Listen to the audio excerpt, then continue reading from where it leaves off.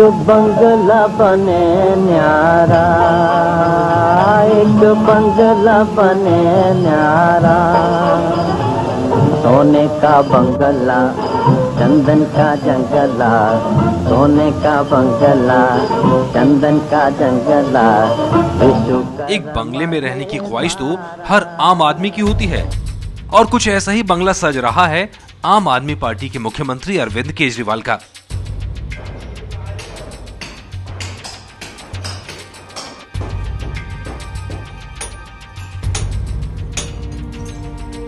अब जरा सा पीछे जाइए और सुनिए ये बयान।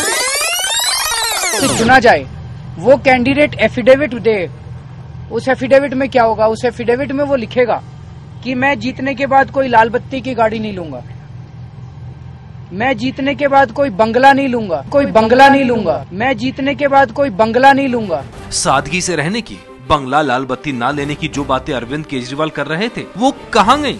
इन तस्वीरों को देखकर कुछ सवाल उठ रहे हैं, क्या यही रहता है आम आदमी?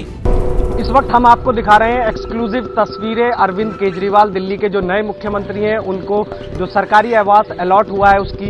ये है 6 नंबर फ्लैट 7x6, जिसमें जो आम आदमी पार्टी के सूत्रों का कहना है कि अरविंद केजरीवाल इस आवास में रहेंगे। ये एक ड्यूप्लेक्स है 5 बेडरूम वाला।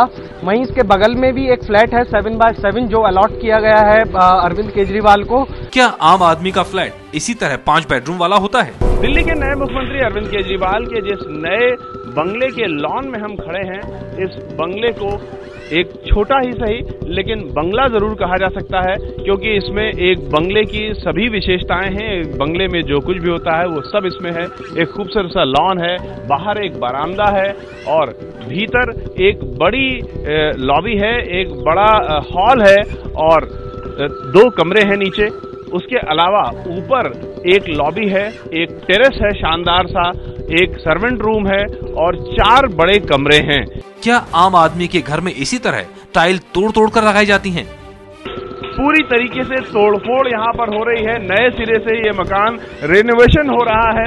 हालांकि जो हालत इस मकान की है वो काफी बेहतर स्थिति में ये मकान पहले से था। पेंटिंग बहुत अच्छी है, जो फर्श है वो बहुत यहाँ पर अच्छी दिख रही है।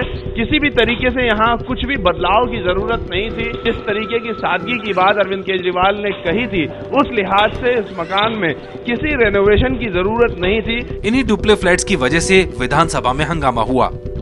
अभी तक जो आपके सुप्रीम कोर्ट के जजेस को भी नहीं मिला कोई भी इस प्रकार का, और ना ही आज तक यूनियन कैबिनेट मिनिस्टर को मिला है।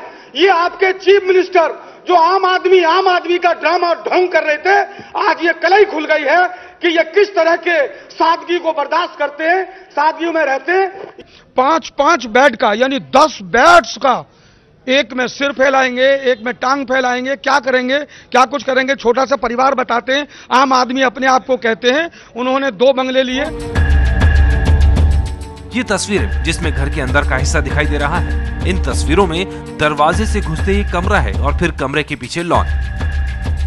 पीछे ये लॉन है जहां पर खूब अच्छी धूप भी आती है और इस तरह से एक छत भी है जिसमें जाने की सीढ़ियां हैं और बहुत सारे पौधे हैं और घास है, जिससे एक बंगले की जो तस्वीर मन में उभरती है वो पूरी तरीके से इस छोटे से मकान में, इस छोटे से बंगले में भी मुकम्मल हो रही। अब आपको दिखाते हैं कि आखिर डुप्ले फ्लैट होते कैसे हैं। ये 5 बेडरूम वाले डुप्ले फ्लैट का एक मॉडल है। नीचे वाले हिस्से में भी बेडरूम है और ऊपर के फ्लोर पर भी। घर के अंदर से ही सीढ़ियां ऊपर वाली मंजिल तक जाती हैं। केजरीवाल को भी 5 बेडरूम वाला डुप्ले फ्लैट मिला है, जिसमें एक सर्वेंट क्वार्टर की सुविधा भी है। ऐसे एक नहीं 2 डुप्ले फ्लैट केजरीवाल को दिए गए हैं, एक रिहाइश के लिए और दूसरा ऑफिस के लिए। इससे पहले मुख्यमंत्री आवास मोतीलाल नेहरू मार्ग पर था, जहां शीला दीक्षित रहा करती थी। अरविंद केजरीवाल ने सादगी के नाम पर मुख्यमंत्री आवास में रहना स्वीकार नहीं किया।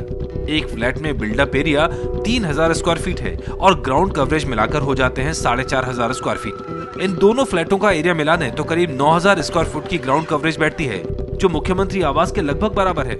2 घर है, एक घर नहीं है। कहा जा रहा है एक घर है 10 कमरों का, 10 कमरों का नहीं 5 कमरों का एक घर है और एक 5 कमरों का है। तो एक ही कमरे में, एक ही घर में रहेंगे।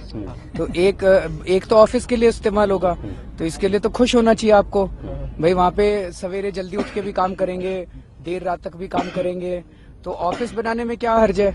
रहेंगे तो 5 घर में ना। अभी मेरा 4 कमरों का घर है जहाँ पे रहता हूँ, अब 5 कमरों का घर हो जाएगा, बस इतना ही फर्क है जी। बताया जाता है कि डीजे ने इन 2 फ्लैट्स की चाबी दिल्ली सरकार को सौंप दी है।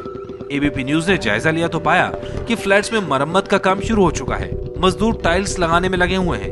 कैमरों के सामने ही अरविंद केजरीवाल के माता पिता इस फ्लैट को देखने भी पहुंचे। लेकिन इसके बाद भी केजरीवाल के सहयोगी कुमार विश्वास का दावा है कि केजरीवाल ने सिर्फ 2 कमरों का फ्लैट लिया है। उन्होंने एक 2 कमरे का मकान लिया है अपने लिए।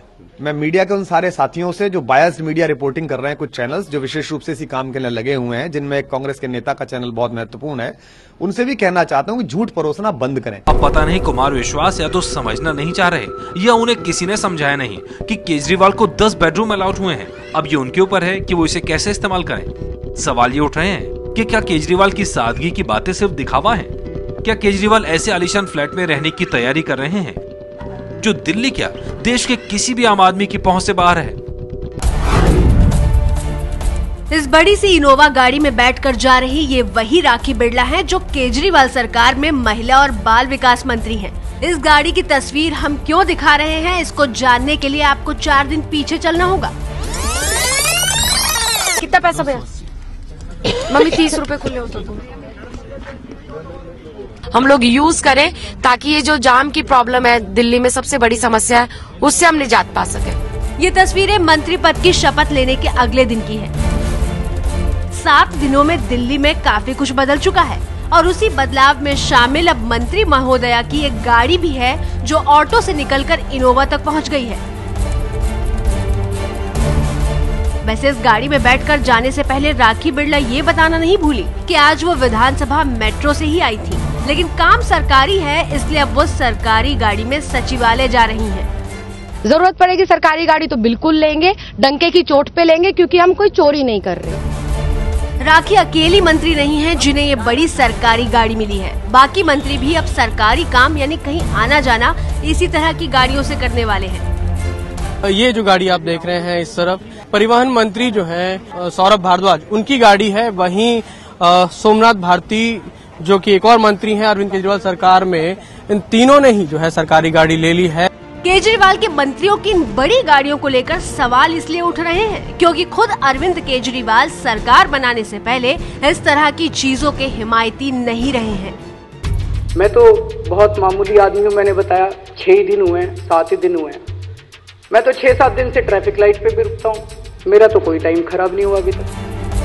ये भी सच है कि केजरीवाल एंड पार्टी चुनावों में लाल बत्ती के खिलाफ मुहिम चला रहे थे। अब वाकई उन्होंने लाल बत्ती नहीं ली है, लेकिन लाल बत्ती के अलावा लग्जरी गाड़ियां लेने में किसी को कोई एतराज नजर नहीं आ रहा। चुनाव से पहले बयानों में किसी नेता ने ये साफ नहीं किया था कि हम सिर्फ बत्ती हटाने वाले हैं, गाड़ी नहीं। सवाल उठ रहे हैं कि क्या ये छलावा नहीं है।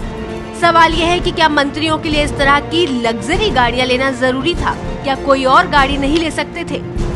सरकारी गाड़ियों पे भी हमारा हमेशा ये कहना था कि हम लाल बत्ती नहीं लगाएंगे, और आज तक कोई स्टेटमेंट आप ऐसा नहीं दिखा सकते जहां हमने कहा हो कि सरकारी गाड़ी नहीं लेंगे, सरकारी घर नहीं लेंगे। हमेशा ये था कि बड़े बड़े बंगलों में नहीं रहेंगे। शुरुआती दिनों में कोई मेट्रो में सफर करता दिख रहा था तो कोई ऑटो से विधानसभा पहुंच रहा था। सवाल ये उठता है कि जरूरत के लिए ही सही, अगर ये सुविधाएं लेनी थी तो फिर पहले दिखावा क्यों किया? अगर इनोवा कार में बैठकर ही जनता की सेवा करनी थी तो शपथ लेने जाने या फिर विधानसभा पहुंचने के लिए पब्लिक ट्रांसपोर्ट के इस्तेमाल का दिखावा क्यों? आपको भी ऑफिस से गाड़ी मिलती है जब आप शूट पे आते हो, पर्सनल गाड़ी से तो नहीं आते, लेकिन ऑफिस आने के लिए पर्सनल गाड़ी लेते हो ना।